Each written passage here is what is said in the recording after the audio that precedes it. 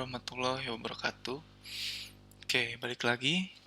Kali ini saya udah pakai akun yang berbeda. Kalau yang sebelumnya kan agak-agak riskan ya, itu karena akun utama kita juga. Kalau yang ini kan bebas nih. Jadi di sini ada banyak menu dan sesuai yang kemarin itu kita mau ngebahas tentang fitur yang ada di WhatsApp-nya ini sendiri. Sorry, habis makan. Dan ini kalau misalkan rada-rada ini, sorry ya, karena lagi agak pilek juga. Oke, masuk ke menu WA Sender. Nah, di sini ada list apa namanya WA-nya, WA kita. Nah, di sini ada ID nih. ID ini nanti digunakan untuk ketika kita mau import resi gitu. Jadi import Excel gitu, download. Sebentar ya.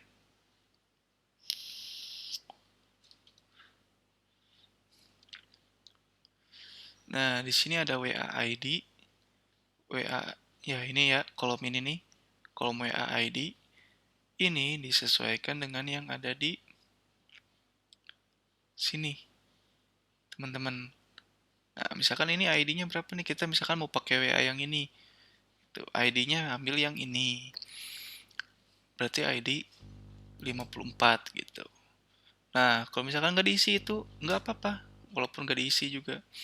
Karena nanti secara otomatis bakal pilih sendiri juga sistemnya gitu. Ini kalau misalkan mau teman-teman tentuin, resi ini mau di-handle-nya sama WA yang ini gitu misalkan. Gitu sih. Terus di sini ada juga kita buka dulu. Kita edit. Di sini ada jam aktif nih, teman-teman maunya gimana gitu. WA ini tuh aktifnya jam berapa sampai jam berapa gitu. Di sini saya setting jam 6 sampai jam 7 malam maksimal. Eh, jadi ketika udah lebih dari jam 7 malam, itu dia udah nggak bakal ngirim notifikasi lagi gitu. Dan menurut saya sweet spotnya itu ada di jam 6 pagi sampai jam 6 sore. Cuman kan kalau jam 6 sore kadang jam jam jam segitu masih ada juga kurir yang masih masih ngirim ke customer gitu. Jadi saya bikin sampai jam 7 malam maksimal. Ini biar kalau terlalu malam kan takutnya ganggu orang juga gitu. Terus di sini ada jeda jeda pesan itu. Jadi maksudnya jadi setiap pengiriman pesan itu jedanya itu antara berapa detik sampai berapa detik gitu. Minimalnya berapa detik, maksimalnya berapa detik. Terus jeda panjang antar pesan. Misalkan saya bikin 180 detik itu sekitar 3 menit sampai ke 5 menitan lah. Terus banyaknya pesan sebelum jeda panjang. Di sini kita bisa setting juga. Terus maksimal pengiriman pesan dalam sehari.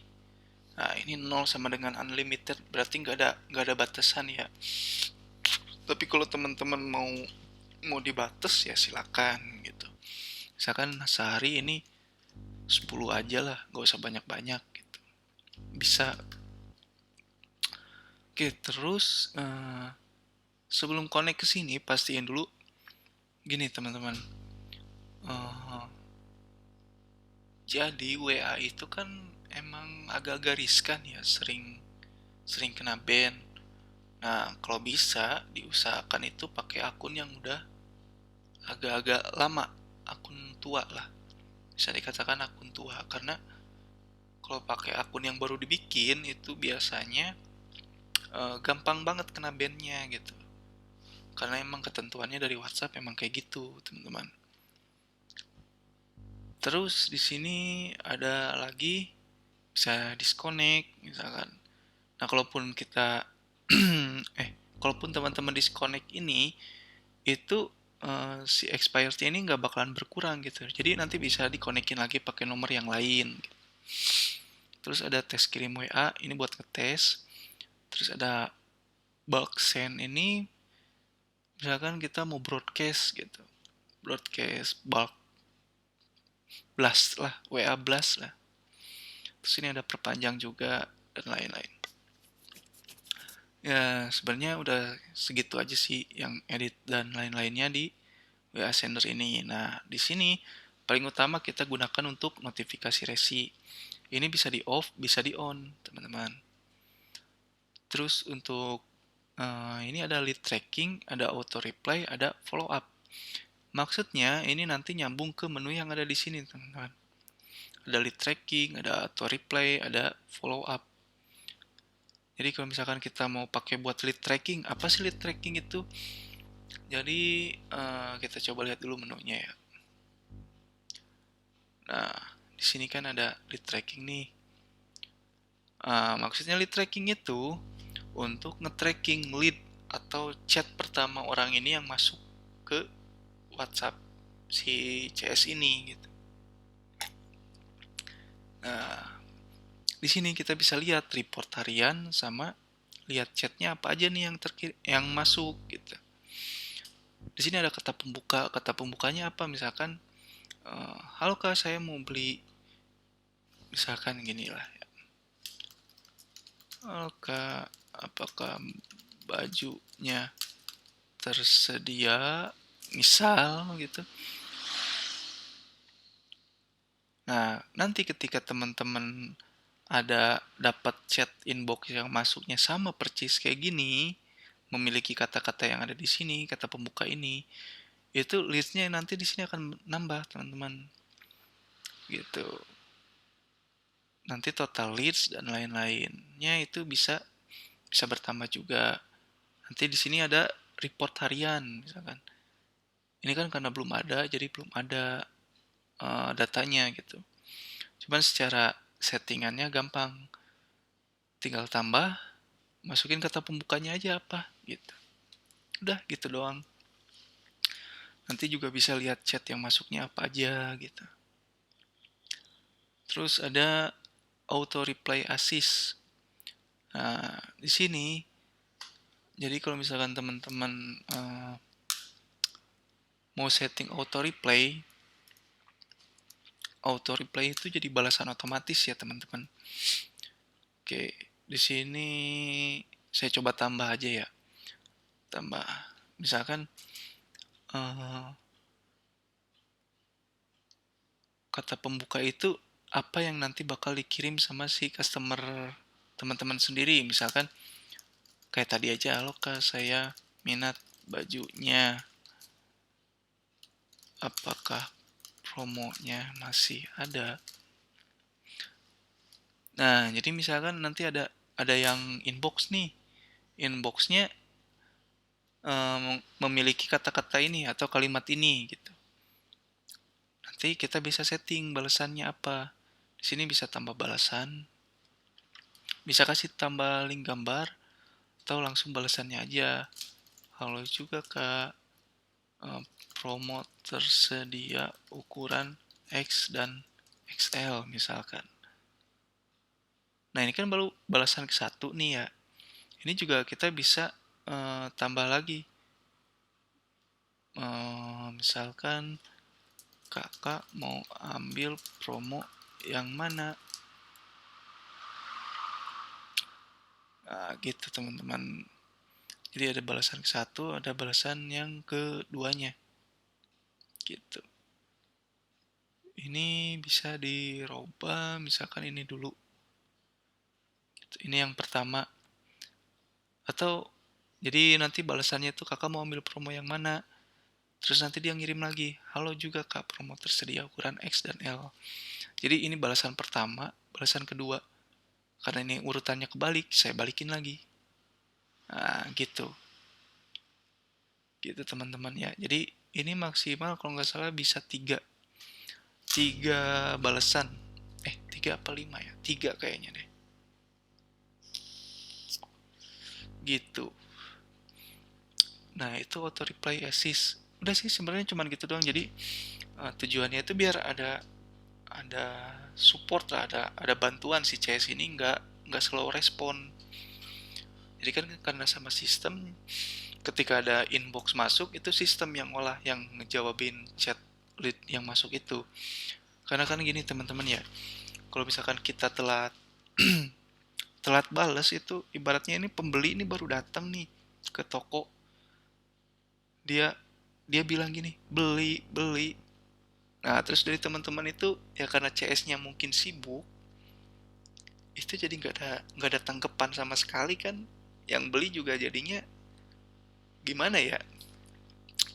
eh, Malah kabur gitu. Kalau nggak ditanggepin, kalau nggak buru-buru ditanggepin gitu. Nah, ini fitur ini buat mencegah si calon pembeli itu kabur gitu. Nah, terus di sini ada follow up.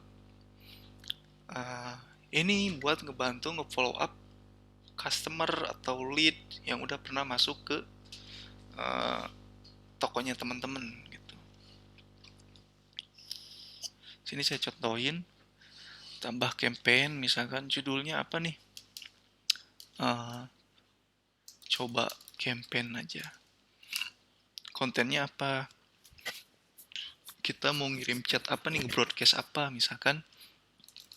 Halo kak, ada produk baru nih, cek toko kita yuk misalkan.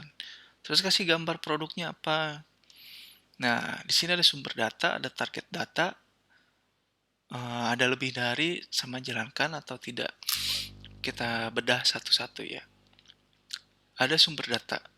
Sumber data di sini kita bisa pilih apakah dari lead tracker, itu jadi lead yang masuk ke lead tracking. Terus ada pembelian produk, ada status pengiriman. Nah, kita coba satu-satu ya. Lead tracker, klik. Nah, nanti di sini muncul nih target datanya. Target datanya berarti yang barusan kita input. Halo kak, apakah bajunya tersedia? Itu kan yang tadi ada di sini. Nah, ini nih. Kita bisa pilih.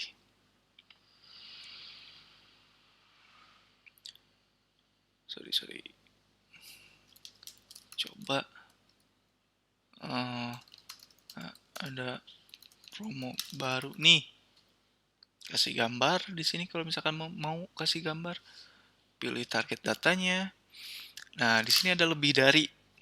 Lebih dari ini maksudnya udah lebih dari berapa hari nih si lead ini masuk.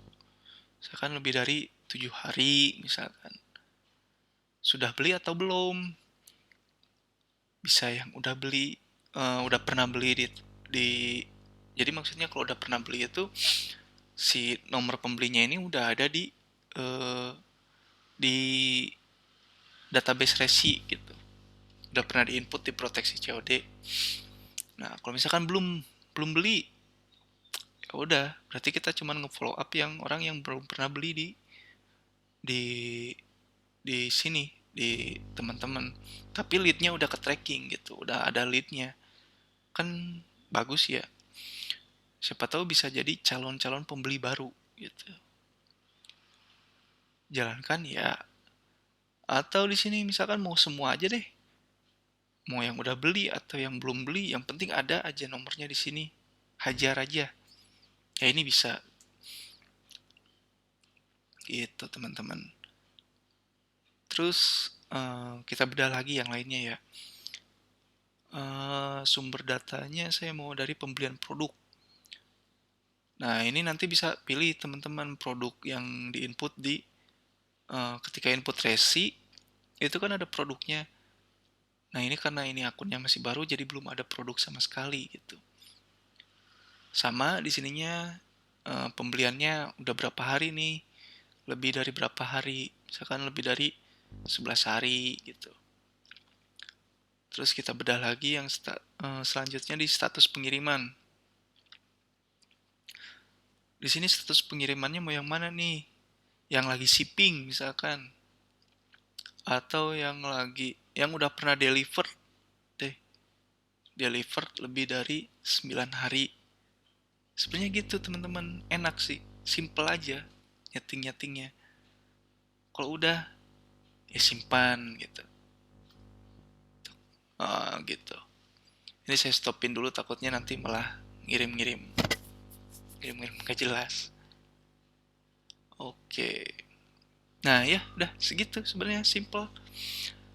Kalau di proteksi COD ini kita emang bikin itu sesimpel mungkin gitu buat pengguna. Jadi seminimalis mungkin input lah. Tapi semua data bisa mencakup. Sebenarnya prinsip kita di sini gitu sih. Karena kan sebagai seller juga males juga ya kalau misalkan harus nyeting-nyeting sana sini gitu. Nah, terus di sini ada produk. Di sini emang belum ada data produknya, karena apa? Karena harus berdasarkan yang diinput di resist ini. Gitu. Ya kan ketika tambah produk itu, nah misalkan di sini kita tulis produknya Nike gitu, sepatu. Nanti di sini juga muncul ada naik gitu, ada pembeliannya berapa, terus deliverednya berapa, total nilai COD-nya berapa dan lain-lain. Itu di sini nanti ada insight-nya, teman-teman. Begitupun sama dengan customer. Nah, terus ada nilai pelanggan. Nah, di sini nilai pelanggan ini buat ngecek, teman-teman. Jadi sebelum kita yakinin ini orang mau beli COD katanya. Nah, ini salah satu fitur buat ngecek nih. Orang ini bener nggak sih database track recordnya ini bagus nggak? Apakah dia sering retur? Jadi kalau sering retur kan otomatis dia cuma main-main doang gitu, pesan ke teman-teman itu. Pesan ke toko teman-teman itu bisa dikatakan cuman iseng. Nah, ini bisa dicek nih di sini nih. Database kita dari mana? Database kita itu dari user pengguna proteksi COD juga. Jadi kita punya database yang emang ada list-list di situ gitu, nomor HP dan lain-lain. Jadi bisa dilakukan pengecekan gitu, teman-teman. Sebenarnya simple. Misalkan di sini kita mau masukin nomor siapa ya? Random lah. Ya, ini random. Nggak tahu nih. Nah, nanti ketahuan nih ada COD suksesnya berapa biji, RTS-nya ada berapa. Nah, kalau misalkan RTS-nya agak banyak kan kelihatan.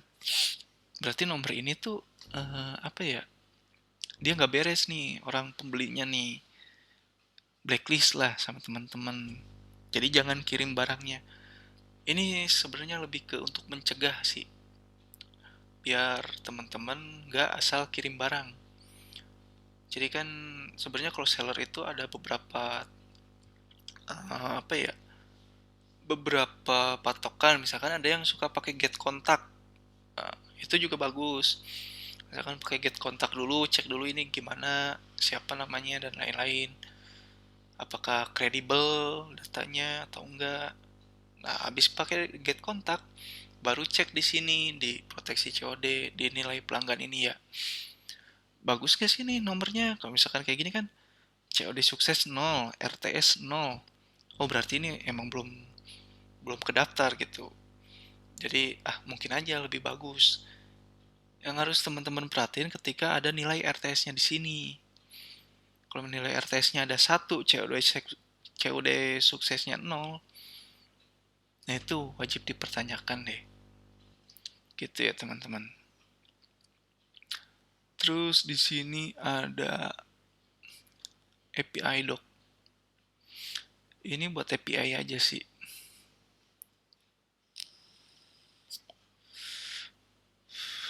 Jadi disarankan kalau misalkan API ini kalau teman-teman nggak punya IT, nggak punya tim IT, sebaiknya itu konsul aja dulu ke kita.